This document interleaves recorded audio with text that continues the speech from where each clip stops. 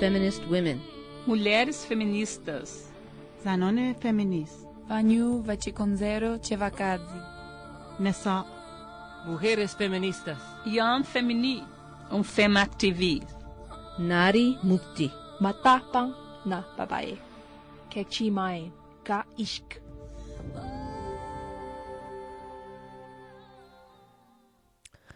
Welcome to KPFA Radio's Women's Magazine. I'm Lisa Dettmer, and I'm your host today.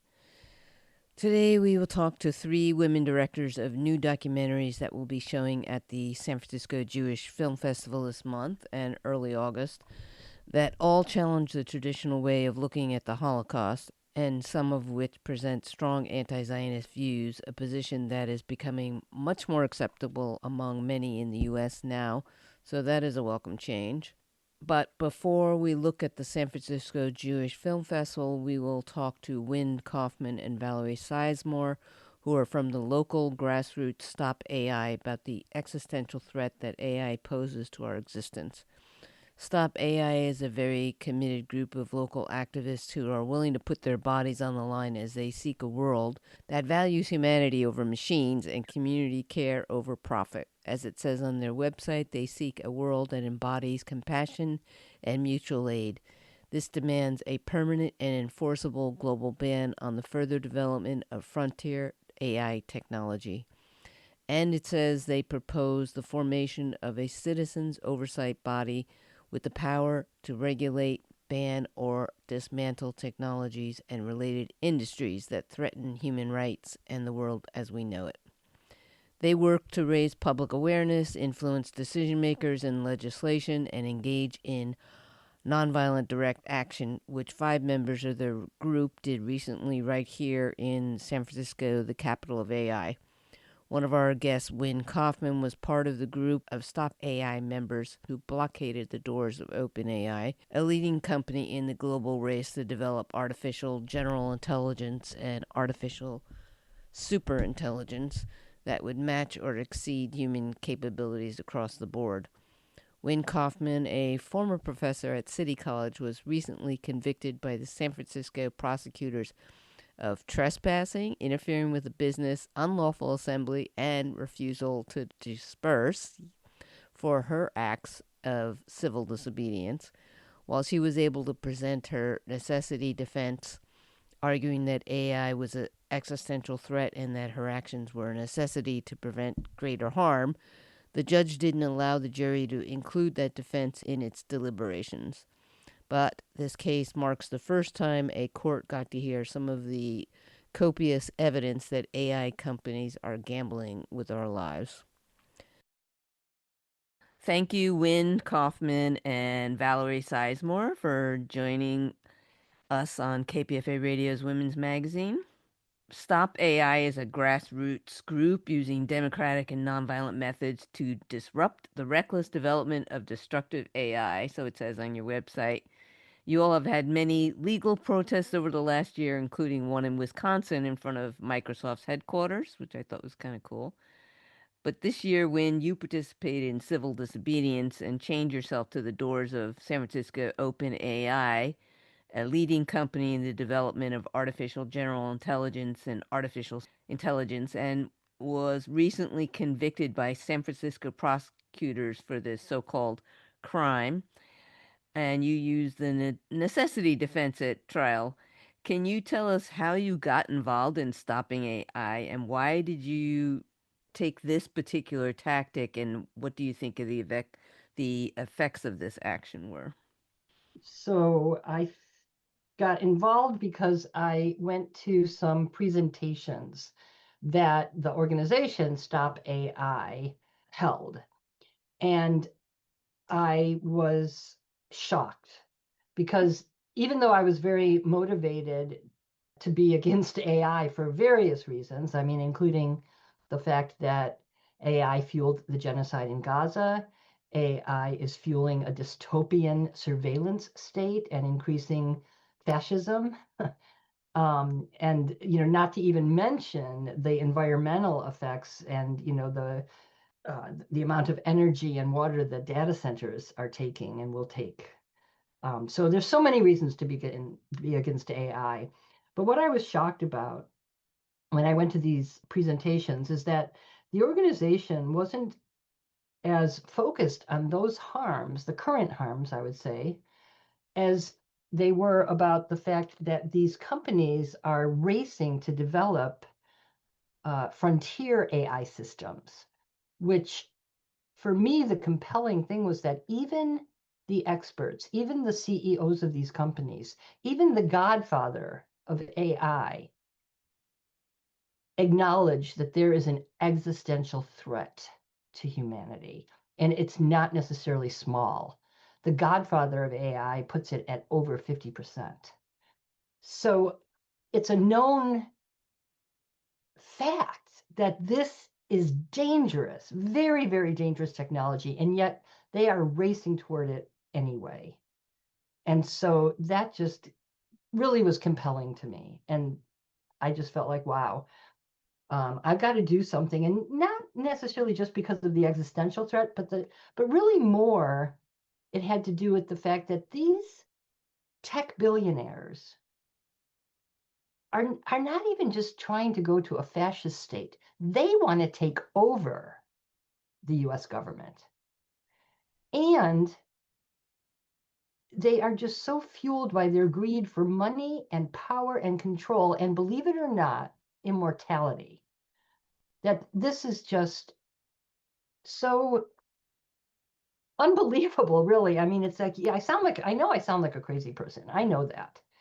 But if you look at what they say themselves, I think that you'll be just as convinced as I am that they need to be stopped. So that's why I'm involved in Stop AI. So you ask specifically why this tactic? Well, I actually would blame Chris Hedges and Caitlin Johnstone. These are two journalists and bloggers that I very much respect. I think they have a lot of, well, especially Chris Hedges just has a lot of credibility and intelligence and background, and their values align with mine. And both of them have said over and over again throughout the decades that we need a nonviolent mass civil resistance movement. And that is how I see Stop AI. It is pretty much the only organization in the AI activist community which is advocating for civil, mass demonstrations and civil resistance, including civil disobedience. So I believe in those tactics. I believe that we have to go in that direction. And so here I am. I sat in front of the doors of OpenAI, and ultimately I went to trial for it. And you're going to be serving a week in jail and how many hours of community service? 128 hours of community service and fines that will add up to almost $1,000. Wow. Well, I appreciate what you did. But I don't have probation, which That's is great. one of the reason he gave me a week in jail is because I refused probation. I felt like it was an infringement on my First Amendment rights. Yes, totally. And also the part I liked is that you guys, I think, subpoenaed Sam Altman, the Yes. the Yes. CEO of OpenAI, at a speaking event. Yes, I started off in this trial with 5 other co-defendants, and one of them had a lawyer who hired a server to serve Sam Altman a subpoena, and the server chose to do it in this venue, and it was quite a public event and got quite a lot of attention at the time. And so do you feel like the press that you got from this was useful? What do you feel like the effects of this is going to be? Well, we did get some press. I always think, I mean, our whole strategic plan is to inform the public about what's going on. And I do feel that if people were paying attention to this trial, they would be more informed. A lot of the things that I was trying to emphasize in the trial, and I was able to bring out because we were able to present the necessity defense to the jury. Anyone listening would know that, number one, there is an existential threat. And number two, these CEOs are racing toward it with no regard for anybody other than themselves. Well, Valerie Sizemore, thank you for joining us. I wanted to bring you in here, and maybe you can tell us about how you got involved with stopping AI and why you think this is important. Yes, thank you for having me. I've been involved in the fight to stop AI for a very long time. I actually got concerned about it way back in 2010, specifically worried about what ChatGPT was going to do in the arts. If you were looking in the right places, you could kind of see that coming even then. I have never been less enthusiastic about having been proved right about something as I am at this current moment in time. So I moved to Berkeley in 2012 to get involved in trying to do something about this. And the organizing against it has largely centered on Berkeley historically. You know, back then it was a very different space. If you tried to tell people what was coming for the arts in ChatGPT before it was even called GPT, they didn't want to hear it. And so it's been really interesting to me watch the public opinion shift from like, that's why are you pitching your science fiction idea to me, to something that everyone is talking about on the street as I walk down the street. I've talked to some people who are leftists, but who actually work in AI, who don't think AI is all bad. But I'm guessing that you think it's artificial super and general intelligence that's the concern, and apparently the Pentagon is concerned too, because the Trump administration imposed controls on Anthropic, citing national security concerns that forced Anthropic to pull back in the release of its most advanced models, known as Mythos 5 and Fable 5. So, what is it about AI in particular, or these aspects of AI in particular, that are so existentially threatening? Yeah, so I've moved away in my own speaking from the terms artificial general intelligence and artificial superintelligence. I was using them a lot in 2014 when maybe we knew less what the shape of this was going to look like. I still think they can be useful concepts. It's just a lot more complicated than that. And what I will say about existential risk is that we are already facing a bunch of existential risks. Climate change is one of the biggest ones. Warfare is another one. And the problem with AI is that it is accelerating things in a lot of areas very quickly.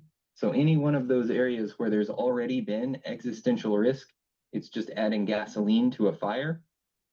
So this is what we see with the hyperscale data centers that are being built out. Tech companies are now going back on their climate commitments because of AI. And then probably the most concerning thing that directly relates to what the president and Department of War are doing is that one of the selling points for this the whole time has been to put it in drones for war so that the drone doesn't have to communicate with the ground.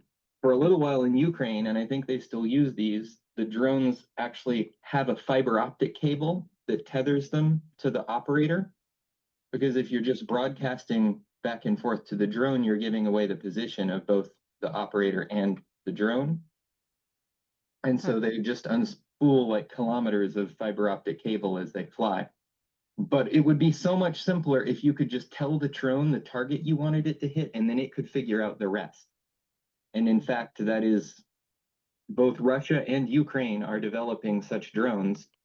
And while, you know, what's being produced at OpenAI isn't immediately, that you can't immediately turn that around and stick it in an autonomous drone, but it is one of the components you need to make an autonomous drone. And so warfare is looking like it might change from, you know, a thing that we have understood historically to something very different that could be a massive risk to our society. We're giving this AI system eyes, we're giving it the ability to move, and we're giving it guns. And so I am very worried about that and how it's being integrated into the military. So, Wynd, do you feel similarly, or do you have certain, like, what is your concern, and how do you see it playing out? We already see some of it playing out. I mean, the fake news is bad enough. The fact that they can replicate people talking and in videos and all kinds of fake imagery is really scary. What else do you see as some of the threats? In my trial, we had Stuart Russell testify as an expert witness. He, with another author, wrote the seminal textbook on AI that is used throughout the world. He talked about a couple different scenarios. He actually gave an analogy with Hitler. It's like Hitler himself did not do the physical killing of all of the millions of people that were killed in Nazi Germany.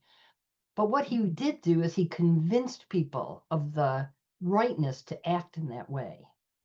And he sees AI as doing that on steroids, like exponentially so, because AI can talk to millions of people at the same time, because these systems are in all of our phones, all of our computers. We don't even have a choice about it. To go even further, just to butt in here, things like mythos are very good at persuading people. There have been studies on it, and it's part of why there's concerns about these particular releases. They win debate tournaments really well.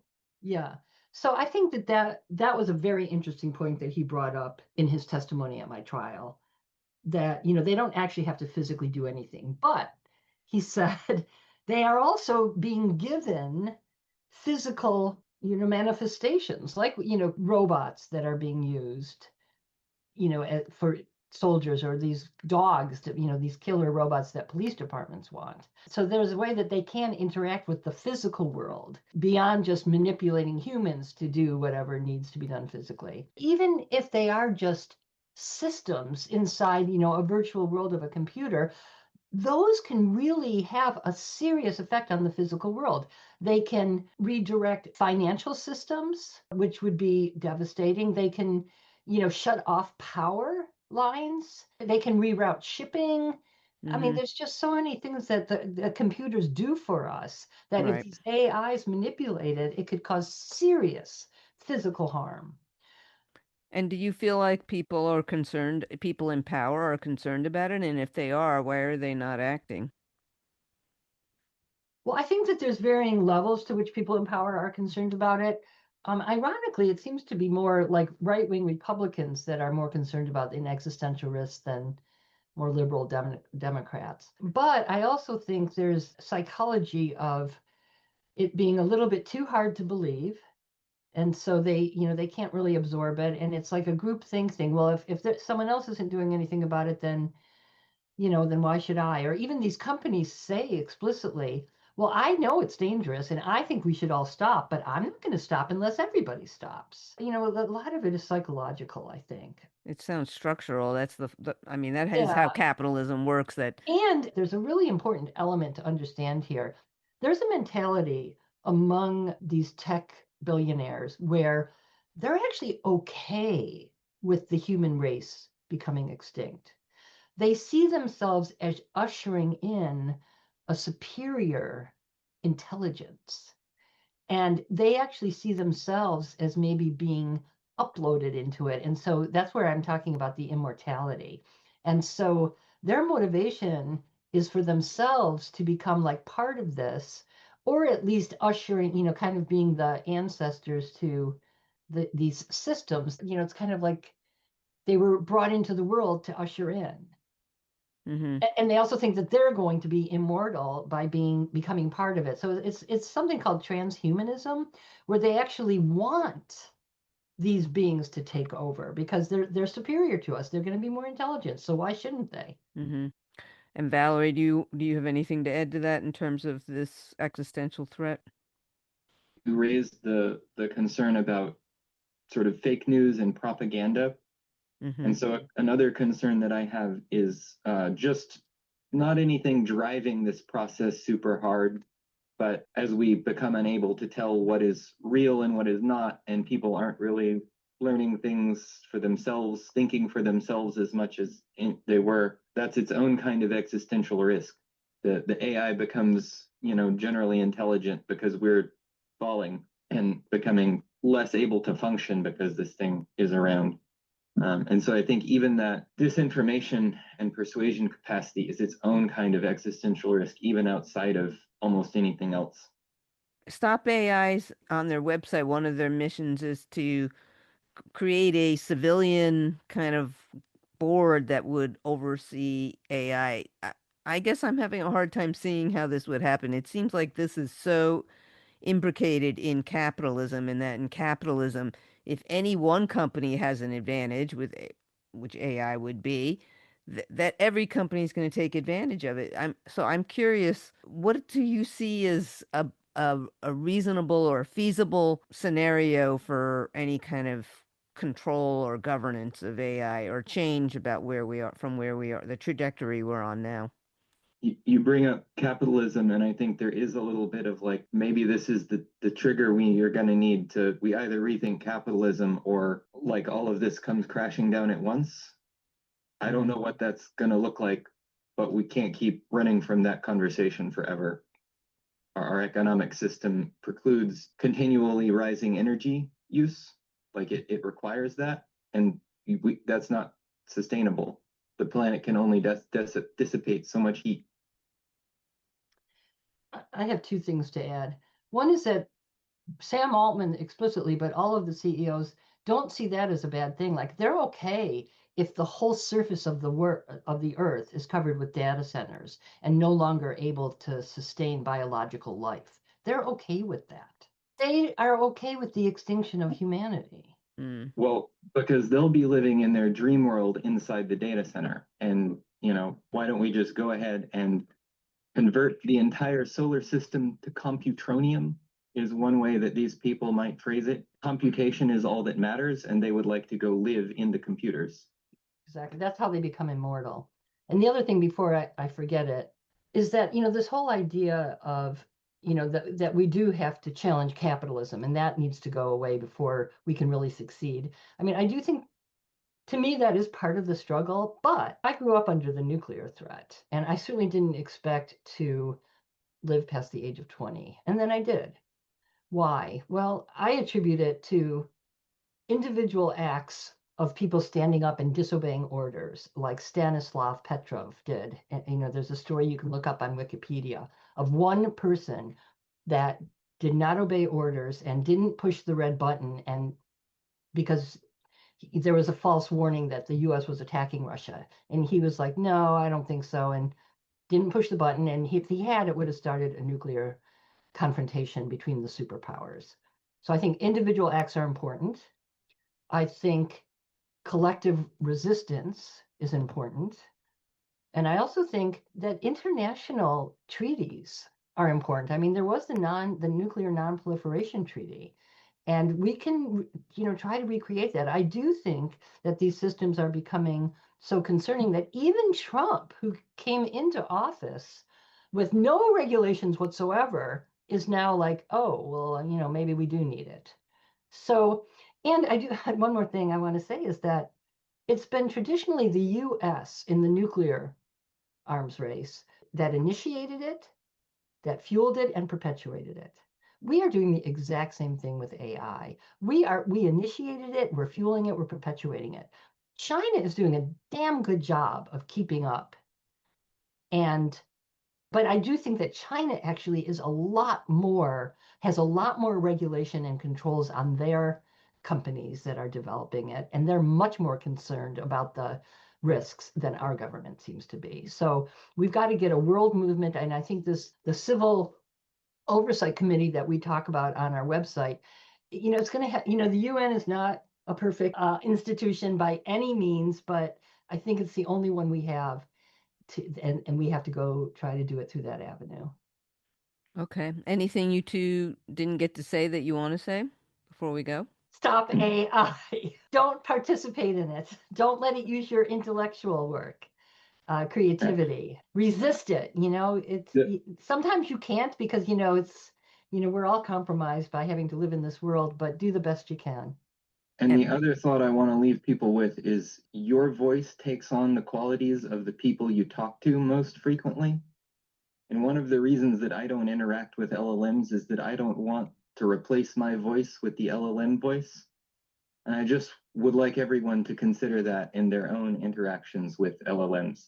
Okay, well, thank you very much, Wynd, Kaufman, and Valerie Sizemore. I appreciate the work you're doing, and I totally agree with you. It's very scary. About that hopelessness that I think about a lot is there's this concept from certain kinds of games called play to your outs, which is that you only have one way to win. There's a like 3% chance you're going to get the resource you need to win that way. Every other path leads to failure, but you need to do some setup to get it for the 3% chance to work out. And so if you find yourself in that situation, you play to your outs. You set up the situation for the 3% chance to work out, because that's the only way that it could work out. And so Right. a lot of my thinking in AI is like, we have to play to our outs. Mm-hmm. Well, I appreciate the work you're doing, and thanks for joining us on KPFA Radio's Women's Magazine today. Thank you for having us, Lisa. Thank you so much for having us. That was an interview with activists from the Stop AI organization. You can find more information about them at stopai.info. And this is KPFA Radio's Women's Magazine. I am your host, Leah Dettmer. We rise, humbly hearted rise,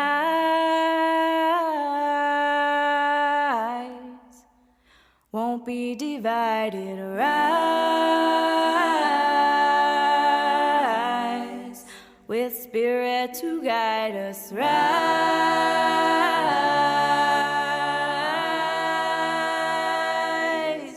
in hope, in prayer, we find ourselves here, in a hope, in prayer, we're right here, in a hope, in prayer, we find ourselves here, in hope, in prayer, we're right here, and we rise,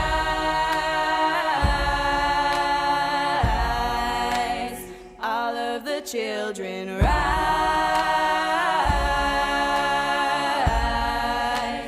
elders with wisdom rise, ancestors surround us rise,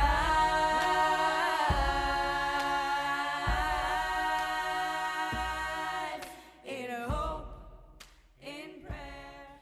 Next, we talk to three women directors who are showing their documentaries at the San Francisco Jewish Film Festival: Leah Galant, Vivian Kleinman, and Sari Gilman. Director Leah Galant's Landscape of Memory delves into the issue of who Holocaust memorials are for and the proliferation and mystification of memorial culture. Berkeley resident Vivian Gilman will talk to us about her short film, A Grain of Truth, which journeys into wartime Denmark to uncover a national myth, the legend of the Yellow Star, through the lens of collective memory.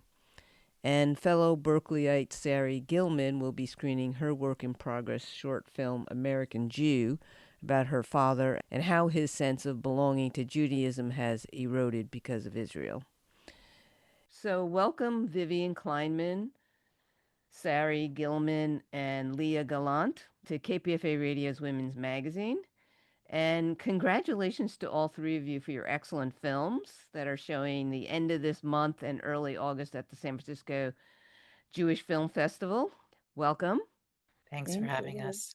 The San Francisco Jewish Film Festival runs from July 16th till August 2nd, and as usual has screenings in San Francisco and the East Bay. I really loved all of your films. All three of your films deal with the memory of the Holocaust, which of course for Jews is very important. My mother was a German Jewish refugee, so I totally get that.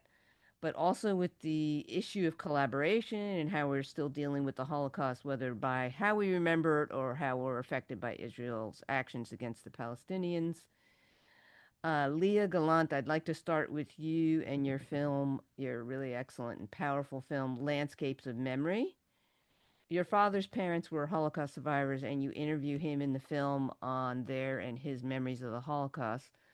But to explore the Holocaust memories more, you went to Germany and looked at how their cultural commitment to remembering the Holocaust is being targeted by the growing German right wing who hate this constant remembering and shaming of Germans' Nazi history, which they call a culture of shame.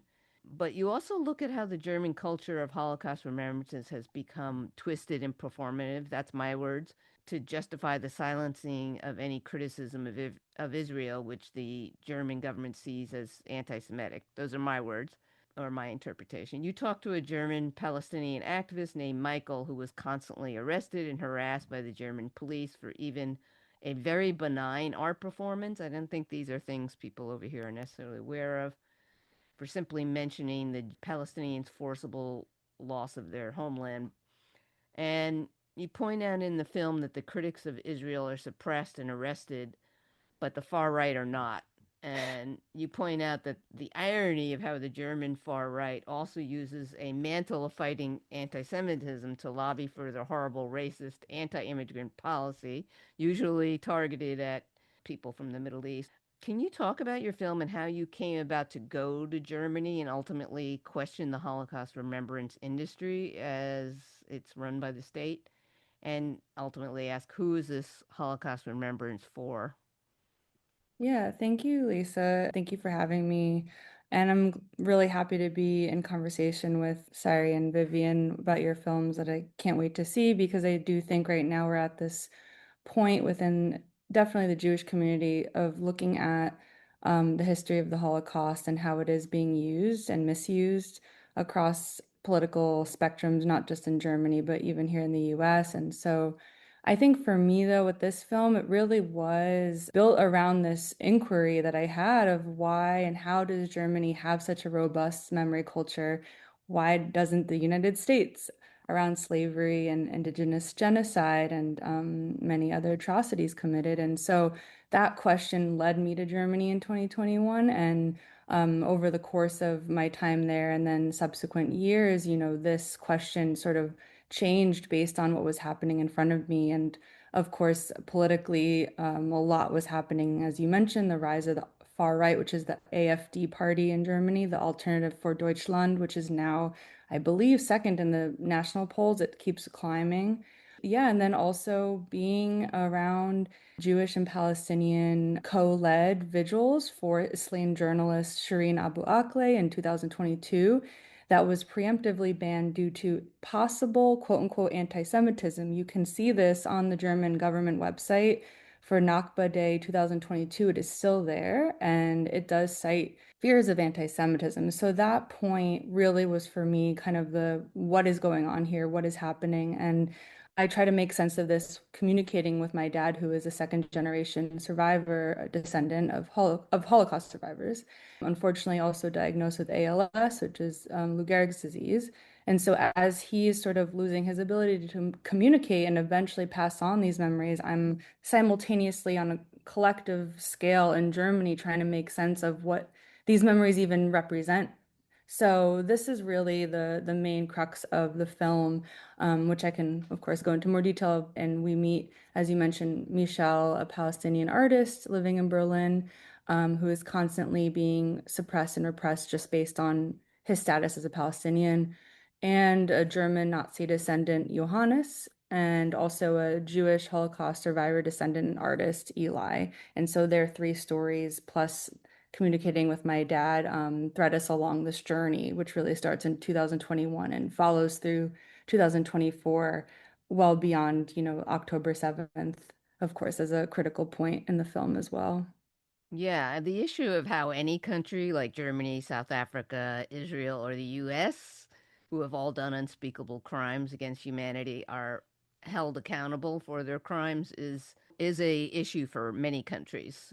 And without devolving into shame or reacting against it with nationalism and denial, as Israel is doing, and the US now. And it's an important issue and something we're dealing with here with the rise of the right here. And it's so this is a very timely thing. And I think the parallels between Germany and the US are very powerful. And it also seems like a very gendered issue where men feel like they must defend their honor and their territory. I'm wondering how has your perspective on this changed since making this film?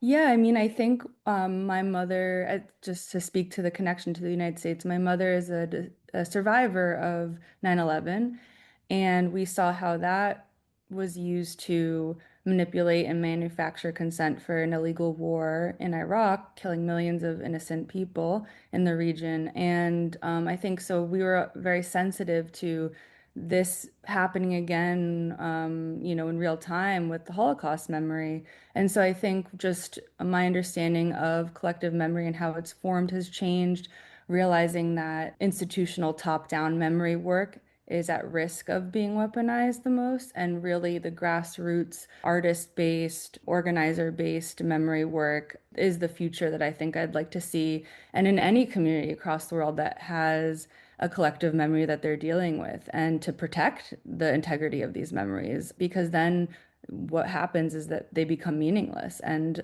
of course, as people who want to leave legacy in this world, it's a very terrifying thought to think that your memories, that you don't have control over them. And so this is something that's changed in me since making the film. I also really appreciated how the father and son in your film, who are descendants of Holocaust survivors, that you depict, and they were coming to Germany from South Africa to be part of this ritual of remembrance that Germans perform by talking about their relatives. But ultimately, the grandson, or maybe originally the grandson of survivors, also becomes critical of how the Germans are using the necessity to remember victims as a way to stifle criticisms of Israel. Can you talk about that person, and how did you find them, and what do you think his concerns were? Because it wasn't elaborated on a lot. Yeah, so Elias Mendel in our film is also a Holocaust survivor descendant, third generation, actually technically fourth generation.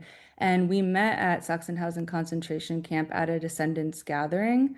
And so he was there to learn more about his great-great-grandfather, Bruno Schwartz, who was a prisoner at this camp, arrested on Kristallnacht. And while we were there, we discussed why we were both there, me with a camera, him with a pen and paper, and realized that a lot of our work was overlapping and trying to understand what is the future of memory work and what are the threats that it's facing right now. And this is, of course, in 2021, and feeling that question of who is this memory culture for? I know for Eli, he was making art at memorial sites around Berlin and was told to leave. And so this experience kind of led him to go down the question of who are these memorials even for if I can't, as a descendant of these crimes, be able to make art around it or from it, and how is this memory policed? And it's sort of, this idea of the German descendants of Nazis telling Jewish people if they're anti-Semitic or not. And that Nathan Fielder played with this in one of his episodes of his HBO series. And so I think there's this kind of, it can feel a little silly, but it is like a real question of who is the one to decide what is determined to be anti-Semitic or not, and going off definitions to include criticism of Israel as this umbrella term. And what does that do for free speech? What does that do for not only Palestinian activists, but Jewish activists that do not support Israel? I mean, this is happening to not just Palestinians. And then, of course, in the United States, we're seeing that definition being stretched to legally. And it just becomes a free speech encroachment and an excuse, if you will. It's not actually looking at real incidents of anti-Semitism, which are very real and do happen, but they're being conflated as we see. And the Landscapes of Memory is being shown on Monday, July 20th at 5 p.m. at the Cambar Hall, which is in San Francisco, and Tuesday, July 28th at 1 p.m. at the Piedmont Theater in Oakland as part of the Shorts by the Bay. And our next guest also has a film in the Shorts by the Bay. Before I get to that, I'm just going to do an ID. But if you're just tuning in, I'm Lisa Dettmer, and this is Women's Magazine on KPFA Radio. And today we're looking at 3 really powerful films showing at the San Francisco Jewish Film Festival later this month and next month. So, Vivian Kleinman, thank you for joining us. Your film, A Grain of Truth, also looks at how the Holocaust is being remembered. and in this case, how Denmark is in denial about its collaboration with the Nazis, and how Denmark uses a story that their king wore a yellow star to encourage other Danish people to resist the Nazis, to demonstrate the brave resistance the Nazis showed to Hitler. But you show how that was not only a manufactured story, but that Danish businessmen in particular really collaborated with the Nazis, much like large businesses are doing today with Trump. How did you get interested in this story, and why did you feel it was important to address this form of Holocaust remembrance in Denmark? It's such a joy to be in conversation with four women talking about really important subjects, not just talk about so-called women subjects, but we approach the world as feminists. So thank you so much for bringing us together. My film, A Grain of Truth, begins with a legend that I grew up with about Denmark during World War II. But gradually the film questions something larger, which is about how stories often simplify the complex, reinforce a cohesive identity, and what's really relevant for today, how stories can influence what people are actually believing as true. And I have to just tweak one thing that you said in your introduction, which is that, curiously enough, the Danes themselves are not familiar with the essential legend of the film, which is the legend of the Yellow Star. This is a legend that was, I should back up with your question, which is, I grew up with this understanding that during the war, Denmark, when Denmark was occupied by the Germans and the Germans required Jews to wear a yellow star, that all Danes wore a yellow star, including King Christian X. And one day, about 10 years ago, I thought, that's a curious story. Is it really true? And thanks to both to the internet and also thanks to archives finally being opened after being sequestered, sealed. The archives in Denmark were sealed for 50 years after the war, but then they were opened in the late 90s. And a new generation of scholars were crawling over the boxes and learning all kinds of new stuff about Denmark, basically pulling back the curtain on what was considered, Denmark was considered the exception to European resistance and having resistance to the Germans.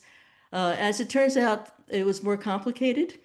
And I learned that not only the king did not wear a yellow star, general population did not wear a yellow star. And guess what, folks? The Jewish community in Denmark was never required to wear a yellow star. So my question was, what is the genesis of the story? Who created it, and what function did it serve? And that became the origin of this film.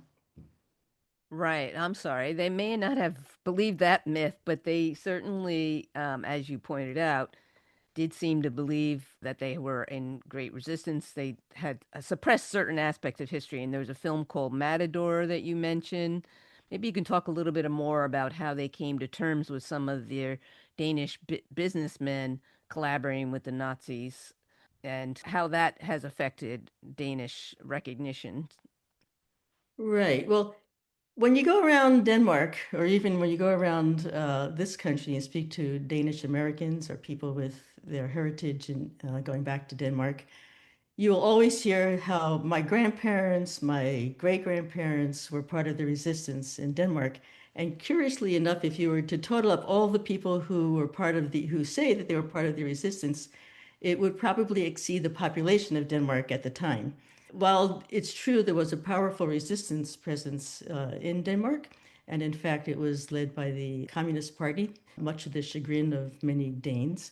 I would say that there was a delicate balance between cooperation with the occupying German army and collaboration with the occupying army, and became a moral question. How far can you go before you are going from, I'm taking care of my family, I need to sell my butter and my pork products, the Germans are ready to buy it, versus crossing that moral line and it's at times legal line, and literally collaborating with the Germans and working in service of supporting the German army and Germany in general. So it was a very complicated undertaking. There isn't much discussion in Denmark today about the dark side of the past. There isn't, you said? There is not, no. Okay. They are very slow unlike the question that Leah is navigating. In Denmark, there has not been much looking back at the past because it was fine. They did what they could do. And if anything, the Danish people that I spoke with felt a little bit of shame that the Danish government folded so quickly, like within 3 hours of the Germans occupying Copenhagen, the Danish government conceded. But if you ask me, I don't think they had much choice. Right. But there was a sort of, as you were saying, more recent disclosing of the collaboration of the Danish businessmen. So there had been a kind of suppression of this. And like that film Matador, you talk about this in the film.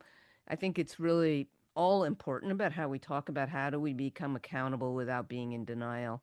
And how do we keep memory, especially in this time of fake news, AI, but even prior to that, obviously these propaganda mechanisms were at work, including Matador, which is, a kind of a filmmaking propaganda that we have here in the US, called Hollywood. So I just think that that's really interesting, and I really appreciate you doing that.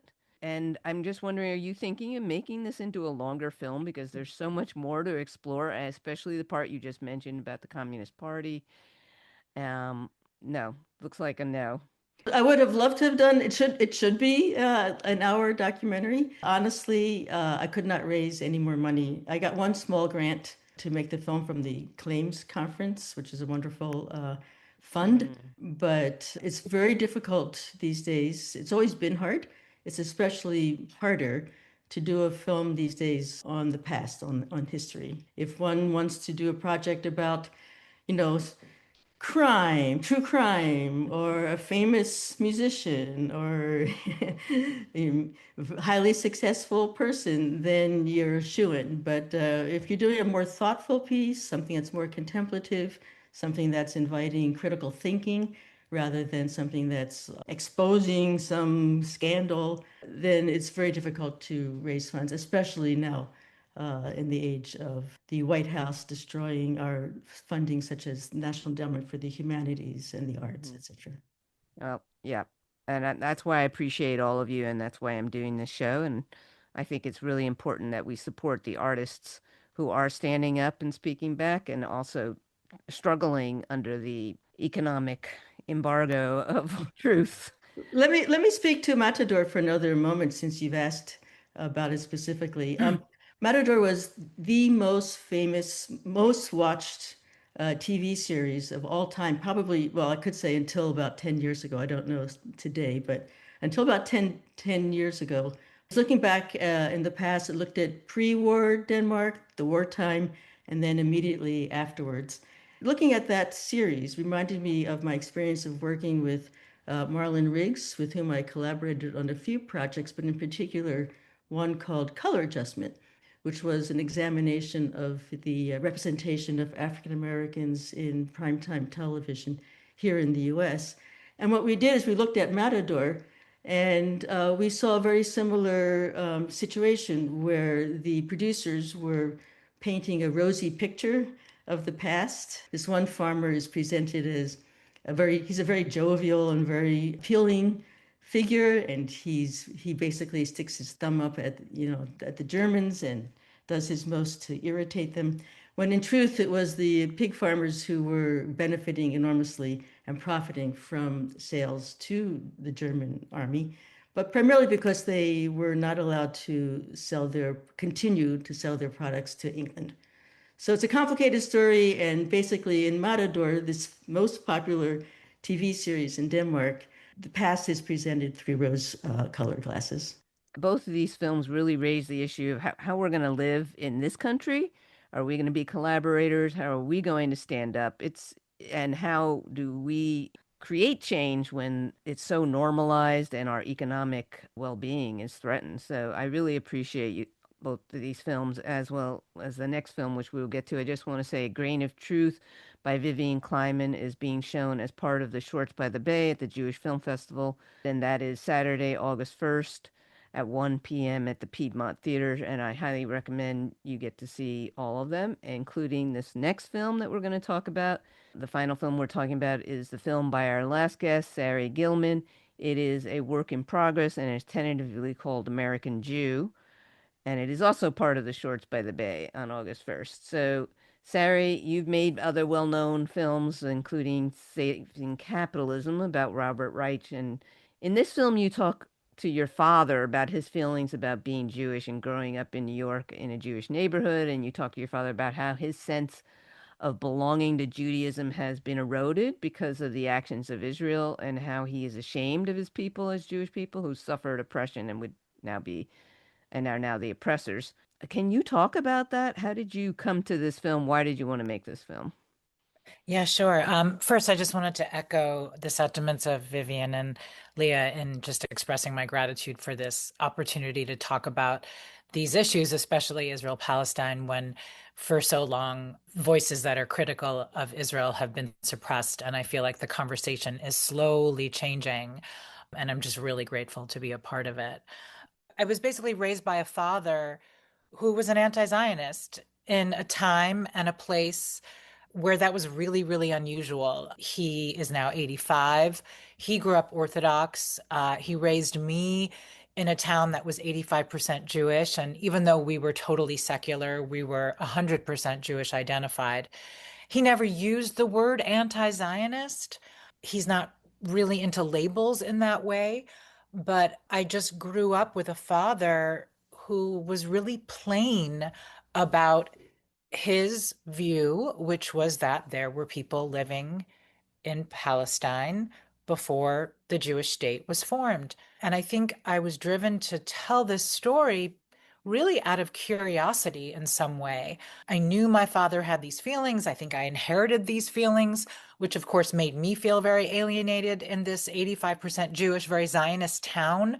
But I never really talked to him about it. And despite the fact that we're very close and we kind of talk about everything, he sort of blurted out one evening at dinner that he used to feel tribal, but that he didn't anymore. And I just wanted to know what he was talking about.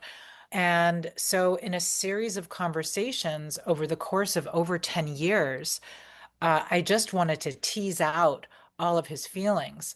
And the film takes place before the events of October 7th and the genocide that followed.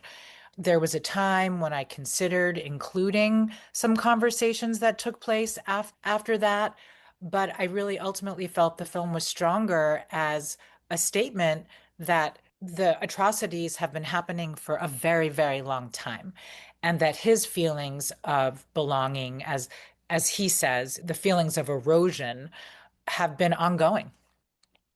Right. And I think all of us here probably have some of those feelings of where do we belong. And yes, things are changing with Rahm Emanuel now saying Israel shouldn't get free money for military. So that was very interesting to see in the New York Times. So I want to thank you all for being here. And I want to recommend people see all of these films. Plus, I'm sure there are other films at the film festival that are excellent. And I do want to mention one of the other shorts showing with the two films we discussed here at the Shorts by the Bay on August 1st at 1 p.m. at the Piedmont Theater, and that is Born Kicking. That is a film about queer photographer Gilman Posner, who documents radical feminist London, Bay Area lesbian culture, and now she's working on the unhoused in the East Bay community. So I highly recommend everybody go to jfi.org and get tickets for all the film showings we've discussed today, and any of the other excellent films. The San Francisco Jewish Film Festival, which is running from July 15th through August 2nd. Thank you all for joining us today, and I really bow to you for sticking it out and making films in this era. And anytime you make independent documentary films that are speaking truth to power, it's going to be a hard road. So I really appreciate what you're doing. If you want to get tickets for any of the films we talked about or any other films showing at the San Francisco Jewish Film Festival July 16th through August 2nd, go to jfi.org. That's it for today's show. I'm Lisa Dettmer, and I've been your host today. If you want to hear our show again, you can find us on kpfa.org, where all our shows are archived and downloadable for free. Please tune in next week for another hour of feminist voices on Women's Magazine. Stay safe and stay in the streets.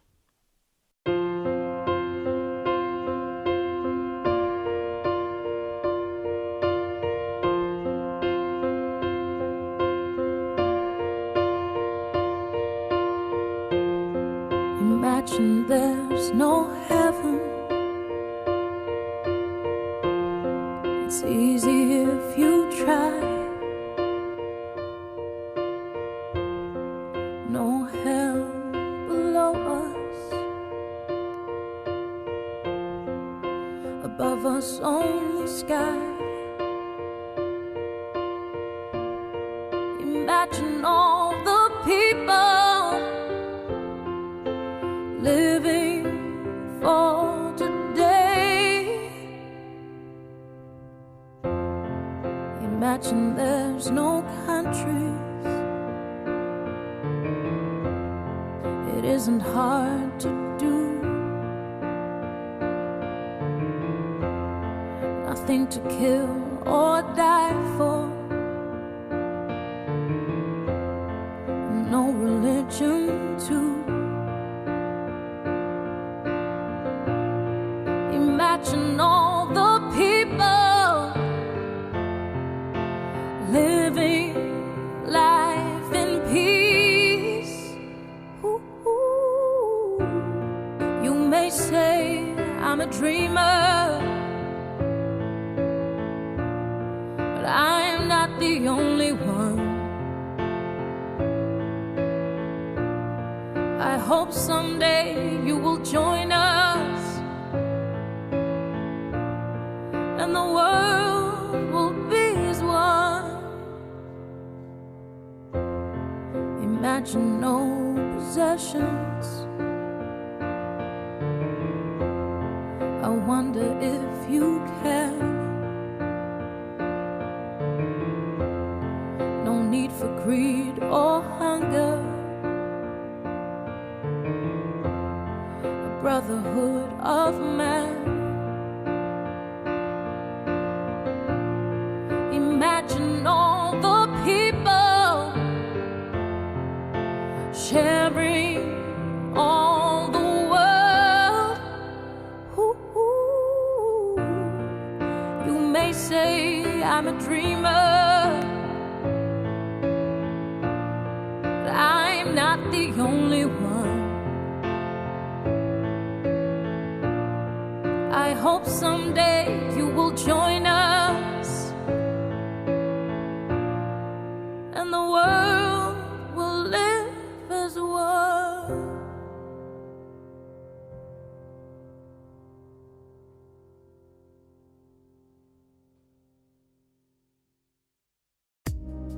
American historian, author, and leading scholar of racism and anti-racism, Ibram X. Kendi.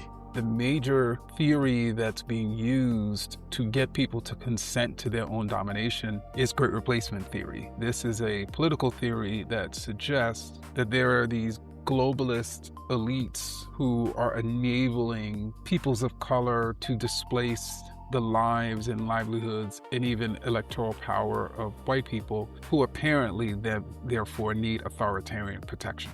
And so when we hear phrases like immigrants are invading the nation, we're hearing Great Replacement theory, or diversity programs are discriminatory, or there's an internal enemy. We're hearing a theory that's trying to get people to believe they need protection, they need someone to save them. And then the authoritarian comes around and says, I will protect you and I will save you by snatching your freedoms and rights. Storytelling for social change, only on KPFA.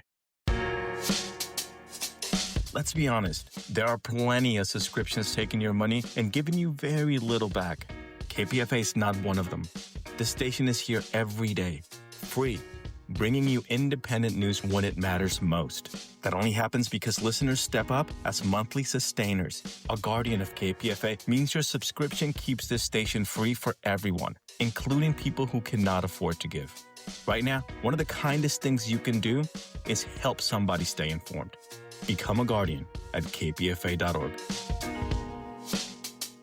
You can touch that dial if you miss being told what to think. This is 94.1 KPFA, 89.3 KPFB in Berkeley, 88.1 KFCF in Fresno, and online everywhere at kpfa.org.